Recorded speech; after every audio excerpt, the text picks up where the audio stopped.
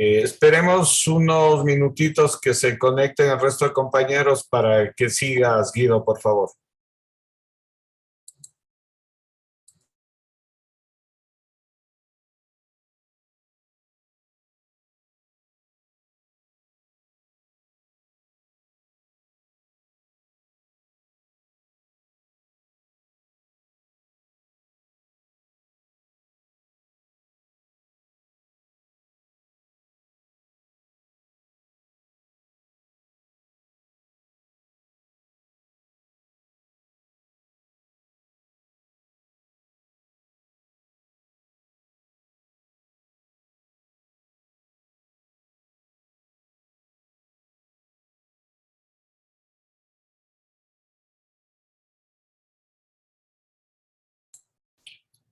Bien, creo que estamos ya la mayoría. Te escuchamos, Guido, por favor, porque se interrumpió la transmisión.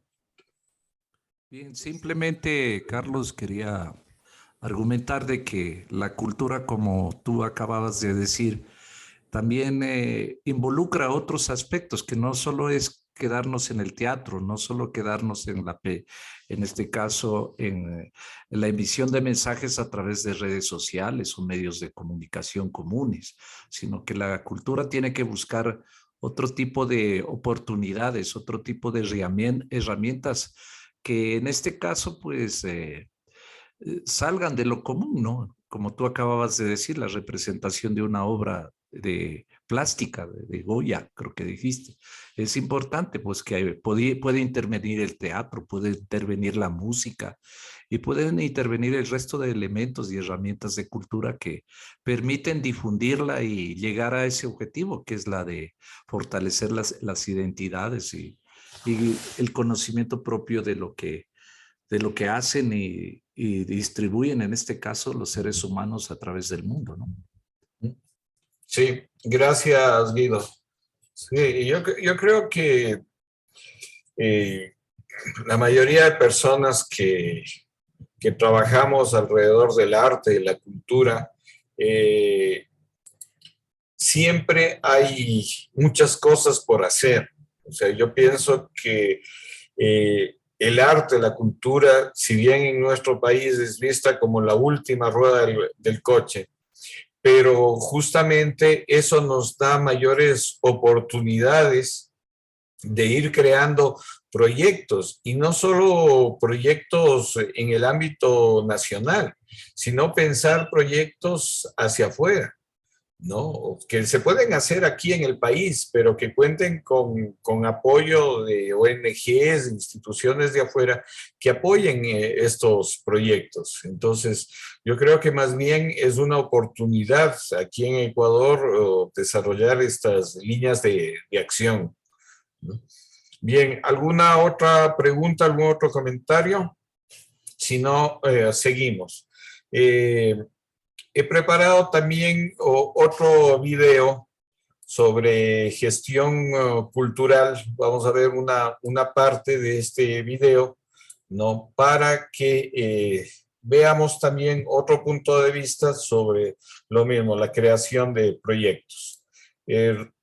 Les comparto y continuamos conversando. Gracias.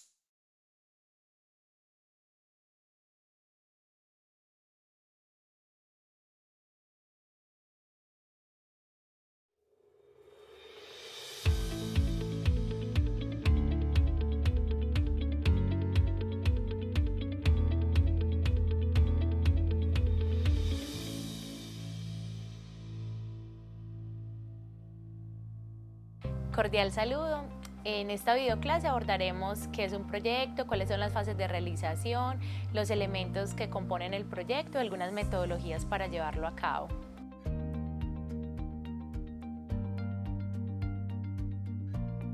Bueno, los proyectos son herramientas contemporáneas que nos permiten generar gestión, lograr gestión de recursos.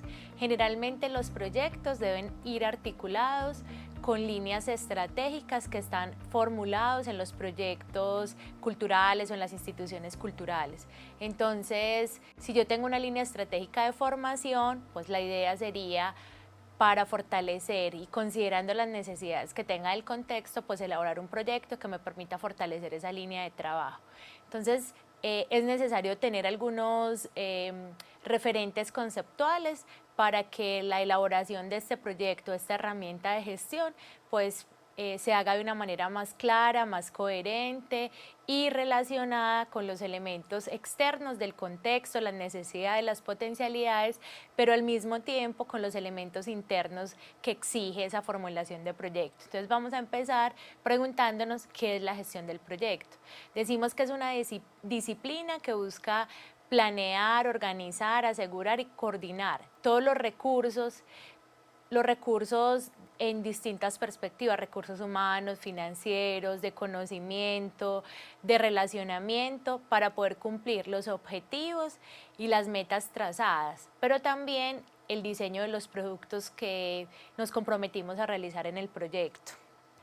¿Qué es un proyecto entonces? Un proyecto es un conjunto de actividades que se articulan de manera integral, que buscan corresponderse de manera coherente, es decir, una relación entre el objetivo y las metodologías, la metodología de los productos, el planteamiento del problema y la justificación, ¿cierto? Los elementos internamente deben corresponderse.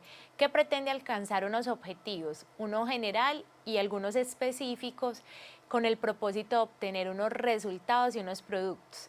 ¿Por qué es importante el proyecto como una herramienta de gestión? Porque define, prioriza actividades, metas en un tiempo determinado con unos recursos definidos. Bueno, las áreas que tiene la gestión de proyectos las podemos describir en tres. La primera es la gestión técnica, que está asociada, vinculada con las personas, pero también el conocimiento que las personas o la experticia que las personas tengan sobre el área que se va a desarrollar, sobre la dimensión o expresión cultural para el caso específico de la gestión, del curso de gestión cultural. Pero también se habla de cómo se coordinan y articulan esos recursos, porque de manera fragmentada pues no se logrará el objetivo o el propósito que tiene enmarcado el proyecto. Por eso es requerido, necesario que haya una articulación entre la gestión, la planeación, pero también la ejecución del proyecto.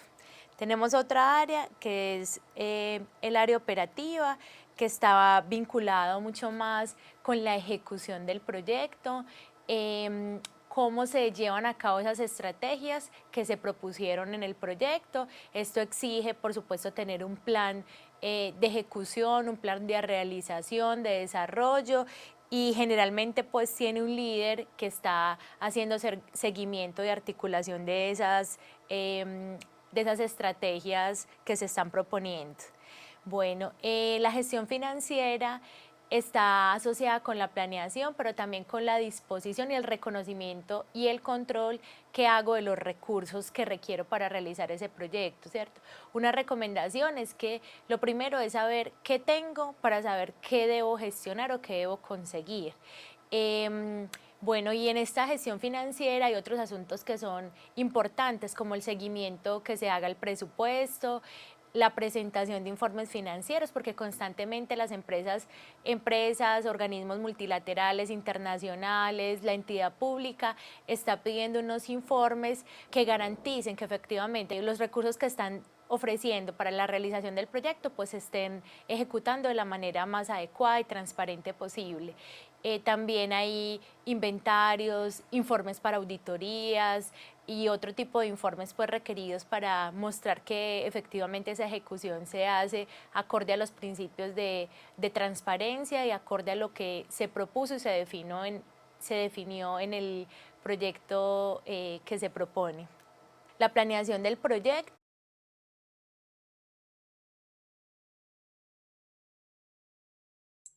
Bien, aquí quiero hacer un paréntesis de este video. Creo que la mayoría de ustedes están, digamos, familiarizados con la realización de un proyecto. Pero el problema que yo creo que tenemos aquí en el país en general, o bueno, en América Latina, es que muchas veces nos inventamos el megaproyecto, lo ejecutamos una vez y ahí quedó. O muchas veces no cumplimos, fracasó el proyecto, no se presentaron los informes financieros, se administró mal la plata, no se lograron los objetivos que se plantearon. Y el problema es que muchas veces, eso, conseguimos recursos una vez, pero después ya no conseguimos para un segundo proyecto. ¿Por qué? Porque justamente hay mucho incumplimiento en los proyectos o en la ejecución de proyectos, ¿no? Para ejemplo, el país que muchos proyectos grandes se han quedado truncos o sobreprecio, todo lo que ya sabemos. Pero a lo que voy es que en los proyectos culturales también ha habido una falta de rigurosidad por parte de la gente que realiza o que ejecuta los proyectos. Y esto ha hecho que muchos financistas internacionales no vean a Ecuador como un sitio serio de ejecutar proyectos, ¿no? Justamente por esa falta de rigurosidad en el cumplimiento, en presentación de informes, un montón de cosas de cumplimiento que debe tener un proyecto, ¿no? Y se ha fallado en eso. Entonces, yo creo que sí debemos hacer mea culpa de en qué se ha fallado muchas veces en los proyectos. O muchas veces decimos, no, mi proyecto nadie lo quiere financiar. Y muchas veces no es que nadie lo quiere financiar, sino que de pronto está mal planteado el proyecto, ¿no? La gente que maneja recursos económicos o la gente que tiene su dinero no suelta así nomás su dinero. Son muy cuidadosos con su plata.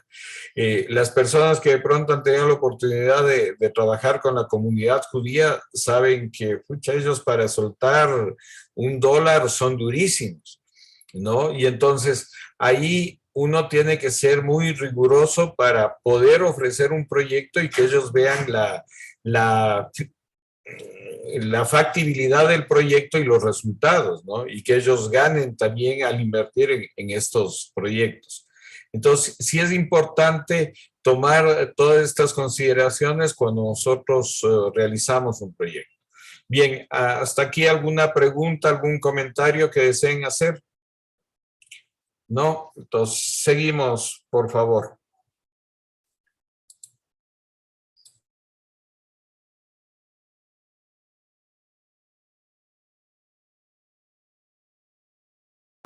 Es el proceso de cuantificación, pero también de cualificación de los recursos y el tiempo que implica la realización de ese proyecto. Es decir, si mi necesidad es la formación de mediadores culturales, entonces ¿cuál va a ser el proyecto para formar esos mediadores culturales? ¿Cuánto tiempo requiero para formarlos? ¿Qué es lo que estoy esperando? ¿Cuál es la meta o el propósito o el fin último que tengo con esa formación?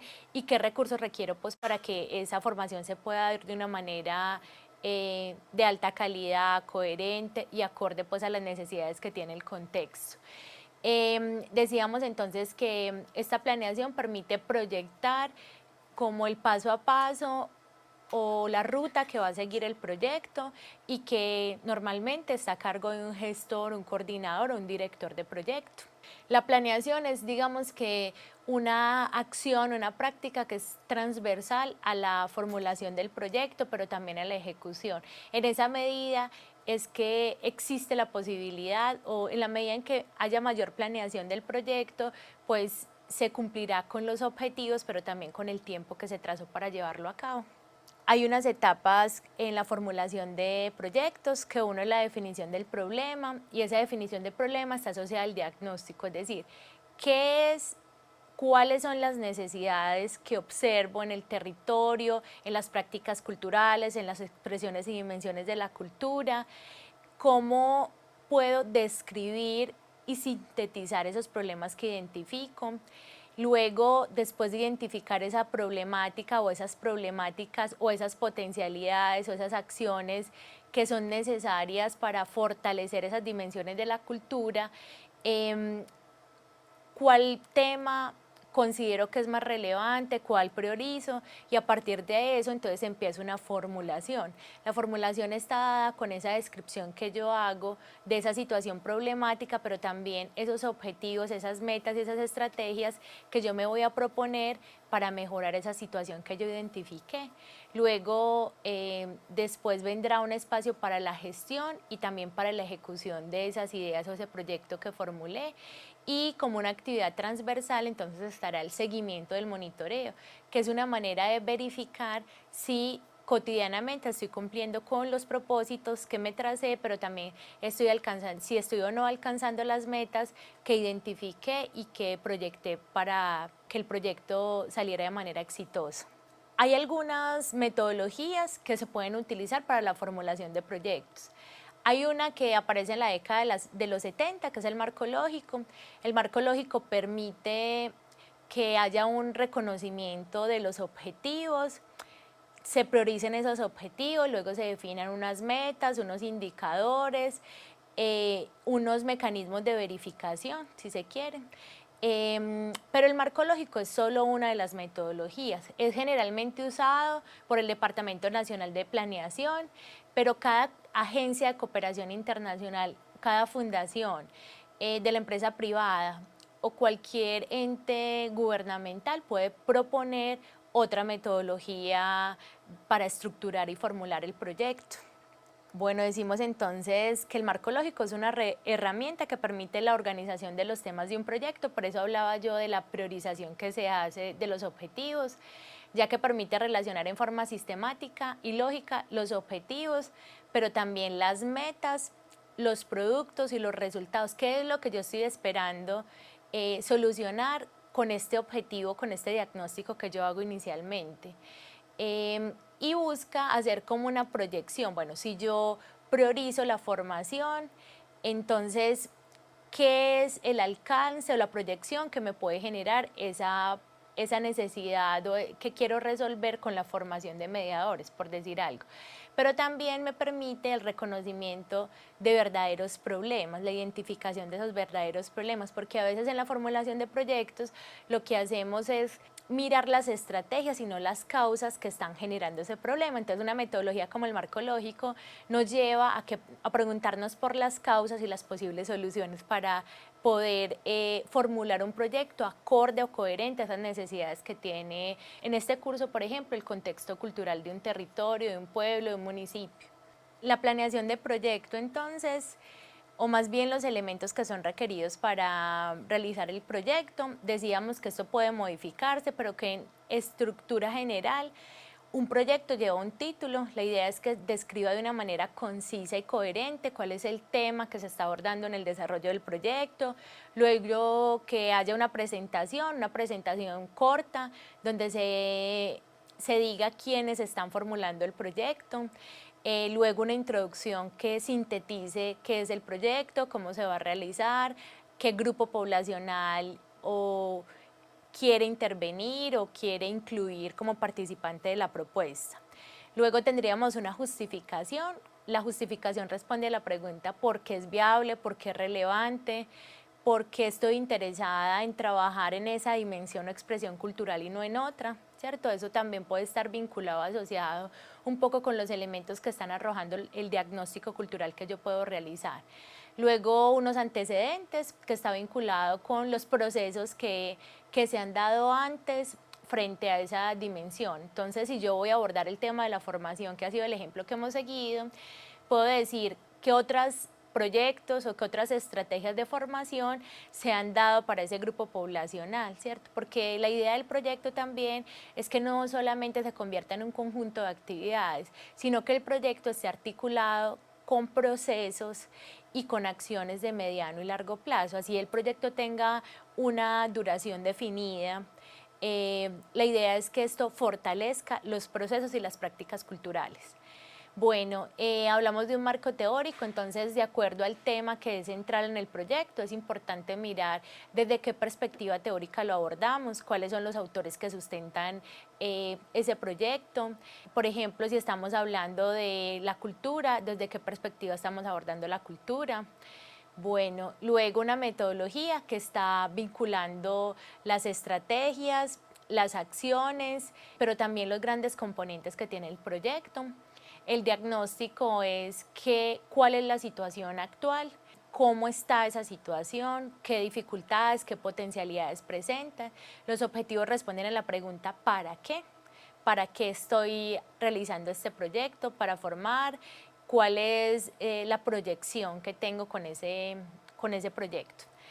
Luego viene un apartado de estrategias. Las estrategias es como el camino que voy a recorrer, ¿cierto? El camino que voy a recorrer para cumplir con las metas que me trazo, pero también con los objetivos. Entonces debe haber una estrecha relación entre los objetivos y las estrategias. Las metas son las proyecciones cualitativas o cuantitativas que yo voy a ponerle o quiero alcanzar con el proyecto. El cronograma traza el límite del tiempo, cuánto es el periodo que tengo para desarrollar cada acción o cada estrategia, y el presupuesto está vinculando los rubros necesarios para los recursos que se necesitan para realizar ese proyecto. Bueno, el plan de divulgación es cómo posicionamos y cómo damos muestra o visibilizamos el desarrollo del proyecto que estamos realizando. Y la evaluación es un mecanismo de seguimiento y control que haremos para verificar si cumplimos con las metas, si hay calidad frente a las estrategias de las acciones que estamos implementando. Bueno, los anexos pueden estar vinculados con fotografías que muestren que existe un proceso donde estoy vinculando el proyecto. Bueno, y la bibliografía, pues como todo el sustento documental que utilicé para llevar a cabo la formulación del proyecto. Bueno, entonces aquí.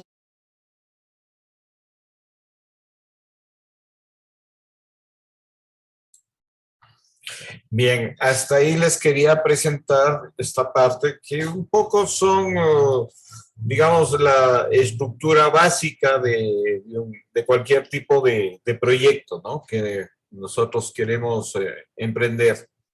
No sé si tienen hasta aquí alguna pregunta, algún comentario que deseen hacer. ¿Algo? No. Bien, yo tengo preparado un texto que me parece interesante, que son los proyectos educativos innovadores, porque creo que lo de la cultura también viene vinculado al tema de educación y podemos vincular muchas veces estos dos elementos.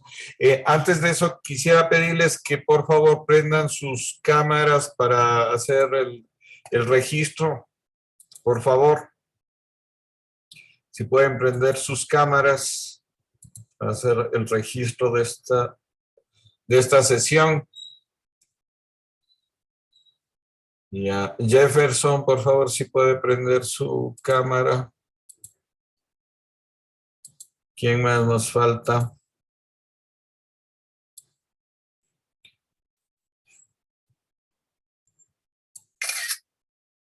Ya. Listo. Gracias. Entonces, sigamos. Quiero compartirles esto que me parece interesante porque se puede vincular la parte cultural o de hecho, los proyectos culturales a la parte educativa. Entonces, aquí habla de proyectos educativos innovadores. ¿Cuáles son? ¿Los conoce? Ya no basta con hablar de proyectos educativos, ahora es necesario especificar qué se trata de proyectos educativos innovadores, cuál es la diferencia entre ambos, de qué tipo de iniciativas y aporte estamos hablando, proyectos educativos o proyectos educativos innovadores. Proyectos educativos hay muchos y seguirá existiendo a lo largo del tiempo. Todos los sistemas pedagógicos buscan renovarse, actualizarse, adaptarse a las condiciones del entorno y ser sostenibles en el tiempo. Son, digamos, necesidades básicas. Sin embargo, este tipo de iniciativas no son las únicas a las que se puede aspirar. Si tu campo de desarrollo profesional y laboral es la enseñanza, además de ello existen los proyectos educativos innovadores. Ojo, no estamos hablando de una categoría diametralmente opuesta a la que contienen los proyectos educativos tradicionales. Sin embargo, sí que se aprecian diferencias en algunos elementos, como por ejemplo el planteamiento de la idea central, los objetivos y el impacto, y sobre todo la transformación social a la que se aspira. La innovación no solo tiene que ver con lo novedoso o lo que supone un cambio de tipo disruptiva. También es un adjetivo que se aplica a todas aquellas ideas que van más allá que otras que, digamos, abordan una línea conocida. Proyectos educativos innovadores, ideas que van más allá. Los proyectos educativos innovadores pueden desarrollarse tanto en el ámbito público como privado, aunque sí que es verdad que suelen hacerse más en el segundo. Son, como ya se ha dicho, de tipo disruptivo y en algunos casos se convierten en una alternativa a los sistemas tradicionales de enseñanza. Veamos algunos. Sciences Lab se puso en marcha en el año 2002 en Alemania y desde entonces se ha extendido a una docena de países, entre ellos de España. La idea es que mientras en el programa escolar tradicional los niños tienen contacto con la ciencia a los 1 o 12 años, ahora lo hagan desde edades tempranas. Para ello, se invita a los peques a interactuar con contenidos y experimentos acordes con su edad. Aportix. El CIEP Baromar de Alicante quiso sacar el máximo provecho a las herramientas tecnológicas actuales e ideó una novedosa manera de compartir tutoriales. La actual plataforma ofrece documentos elaborados por los propios alumnos que se pueden compartir con fines educativos. Ya son más de 20 centros educativos en España los que se han unido a esta iniciativa. Kiva es originario de la Universidad de Turku en Finlandia. Su principal objetivo es la lucha contra el acoso escolar, para lo cual la herramienta proporciona indicadores que miden el nivel de intolerancia en determinadas situaciones. Hasta la fecha han logrado reducir el acoso hasta un 90% en los centros donde se ha implementado. Teachers Pro. Se trata de una aplicación online que busca reforzar los conocimientos de todos los docentes interesados en ello. Se ofrecen cursos basados en las necesidades de cada uno para que puedan complementar su currículum y su trayectoria y desarrollen nuevas habilidades de cara a su desempeño. Recuerda, los proyectos educativos innovadores tratan de ir siempre más allá que los proyectos educativos tradicionales. Pueden y en muchos casos deben tomarles como referente para aportar algo en lo que se había reparado hasta el momento.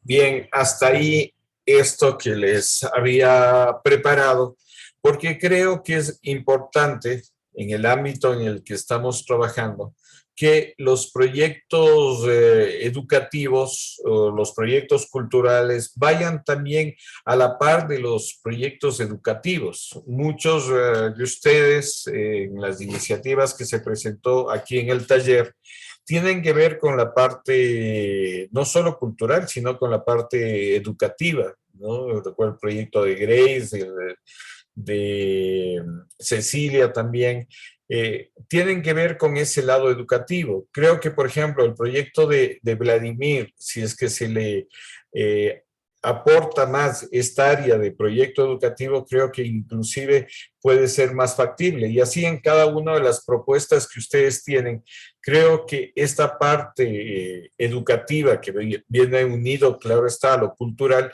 puede ayudar y reforzar cada una de estas iniciativas.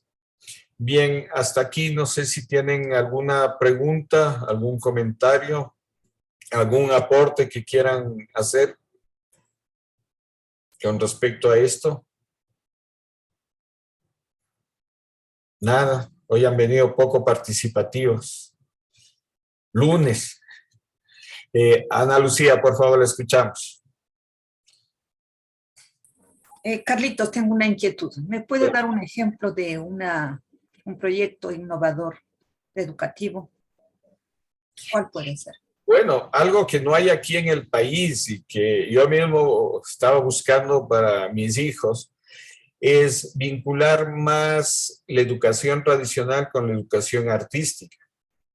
No, si bien en algunos centros de enseñanza sí dan un énfasis a la parte artística, pero no es como lo fundamental, ¿no? Yo creo que aquí en el país hace falta que los centros de enseñanza estén más enfocados también en la parte artística, ¿no? Y no hay un centro, yo al menos en la ciudad de Quito, que he buscado para mis hijos, una escuela o un colegio en donde tenga énfasis en esta parte artística. No la hay. Creo que esa podría ser una iniciativa muy buena, no solo aquí en la capital, sino en otros sitios, ¿no? Que puede ayudar mucho, ¿no? Entonces, la parte de las artes vinculadas a la educación en otras partes del mundo sí tienen muy desarrollado, pero aquí en el país, como le repito, no he visto eso y creo que puede ser una buena iniciativa de esto, ¿no? Un proyecto educativo innovador vincular a las artes. O sea, el Ecuador tiene excelentes artistas, no solo en las artes plásticas, en la literatura, en la música, en el teatro, en el cine, pero eso no se recoge en las instituciones educativas. Máximo lo que hacen, yo conozco de cerca, es que les invitan para el área de literatura a algún escritor que vaya a dar una charla, pero no se trata de eso, ¿no? Eso es lo máximo que hacen muchas instituciones educativas, o que vaya un cantante a presentarse, ¿no? Pero no se está, por ejemplo, con los propios alumnos, vinculándoles con el arte, con la cultura, que ellos sean los protagonistas, que ellos sean los creadores. Eso no se está haciendo. Y creo que hace mucha falta aquí en el país. Jamie, le escuchamos, por favor. Sí, quería justamente comentar sobre eso. Por ejemplo, bueno, yo estaba de docente estos últimos 3 años. Y es verdad que en el tema de ECA, Educación Cultural Artística, por lo general se le dan a los maestros para completar las horas laborables, ¿verdad? Por ejemplo, el profesor de matemática, tienes allí 5 horas de ECA, entonces el profesor lo que hace es dibujar cualquier cosa. Y yo siempre digo que realmente, por ejemplo, está la Universidad de las Artes, sin embargo, no se ve mucho, al menos acá en Dublín donde yo vivo, no se ve mucho los profesores en participación para educación cultural artística. No hay participación en quiero ser maestro. Yo creo que una de las razones también es porque nuestro país en tema presupuestario es el 1%. Entonces estamos hablando de que los artistas somos la última rueda del coche en tema ya de presupuesto para como país, ¿no? Y le indico, la Casa de la Cultura de la misma forma siempre está un poco así como que en la ciudad de Guayaquil, en mi caso, que yo vivo cerca de ya a 1 hora y algo, está como que más concentrada el tema, ¿no? En cambio acá en nuestras ciudades, cantones pequeños, no tenemos oportunidades y peor aún de un municipio en el cual, bueno, hay maestros. Justamente hoy me topaba un señor que trabaja en plan internacional y que la hija tiene 23 años, está en un curso, se están demorando mucho en el tema. Pero justamente por eso, porque no inculcamos el arte desde las escuelas. Los profesores por lo general, yo me he tomado esto de estar en una escuela en los últimos 3 años y no toman el tema del arte, lo toman como que algo, no, eso no importa, mejor demos matemáticas, demos literatura, cuando nosotros debemos poner al estudiante o al niño o al joven en primer lugar, ir descubriendo su talento. Y creo que la falla viene desde la misma educación. Y lo digo porque yo soy educadora y aparte de eso también soy coach, entonces yo siempre intento de que el estudiante siempre sacarle su talento. Y justamente ahora estoy formando un grupito de banda y estoy buscando eso, que los chicos se demuestren y más adelante a ver si yo puedo poner esa escuela de arte porque nadie más lo quiere invertir aquí en Daule. Ese era mi aporte, mi estimado amigo. Muchas gracias, Jamie. Sí, efectivamente, es contradictorio en nuestro país, en donde hay excelentes artistas en cada una de las áreas y no hay escuelas de arte o no hay institutos de arte o la parte artística no está vinculada a la educación, ¿no? Es una de las fallas tremendas que tiene nuestro sistema educativo, ¿no? Y es también una de las fallas que yo veo que no se trabaja en el país en esa área. Carlos nos quería decir algo también, le escuchamos, por favor, Carlos Hunda. Bueno, sí, profe, buenas noches a todos. Pienso que justamente lo que se estaba conversando de que no hay las escuelas de arte, pienso que son muy importantes y se debería trabajar. Yo digo desde los colegios. Yo inicié en mi colegio cuando cursaba el segundo curso, me acuerdo, pero tuvo que venir Ramiro Pérez Terán a hacer un convenio con el colegio y preparar muchachos pequeños en el arte del teatro para poder tener un grupo de teatro del colegio. Y me acuerdo yo que desde ahí nació el grupo de teatro del Colegio Juan 23 acá en Napo y luego ya fue el boom. Solamente el Colegio Juan 23 tenía un buen grupo de teatro porque los otros colegios no quisieron tomar a este profesor que era de teatro y que, o sea, él vino voluntariamente a ofrecerse, ¿no? Y bueno, creo que no tenía como que, no sé si ganaba algo, pero él lo hacía con mucho cariño y obviamente de ahí quedamos un buen grupo de teatreros, que hasta el día de hoy hay algunos que todavía trabajamos en teatro. Pero si quizás él no venía, si Ramiro Pérez no venía, yo pienso que ninguno de nosotros hubiese tomado esta carrera o hubiese desarrollado ese talento que cada uno tiene. Bien, gracias Carlos por su aporte. Sí, en el chat nos están diciendo que hay la Universidad de las Artes, Yeyes, ella estudia en la Universidad de las Artes, pero a lo que vamos es que sí,